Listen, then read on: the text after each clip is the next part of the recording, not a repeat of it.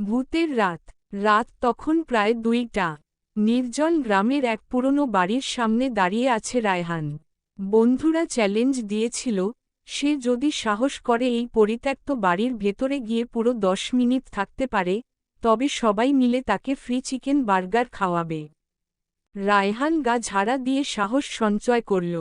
বাড়ির ভেতর ঢুকতেই একটা ঠান্ডা বাতাস যেন শরীর ছুঁয়ে গেল।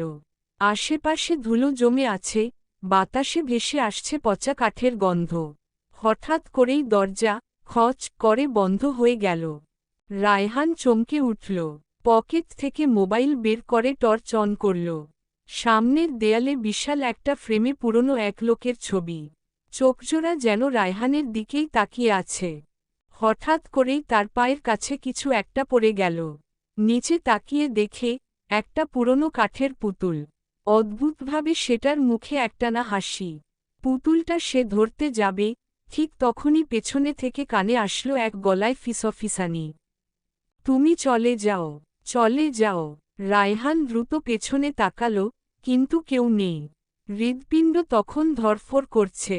সে দৌড় দিয়ে দরজার দিকে গেল, কিন্তু দরজা যেন 1 ইঞ্চিও নড়ছে না।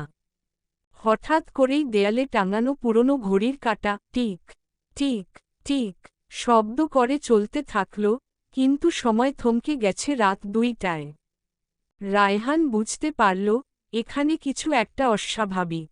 ঠিক তখনই দেয়ালের ছবিটা নিজে থেকেই নিচে পড়ে গেল, আর ভিতর থেকে বেরিয়ে এল একটা শুকনো, কঙ্কালসার হাত।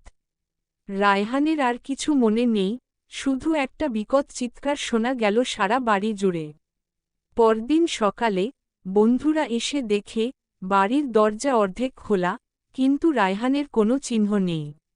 শুধু মাটিতে পড়ে আছে তার মোবাইল, আর সেই কাঠের পুতুলটা, যেটার হাসিটা যেন আরও বড় হয়ে গেছে।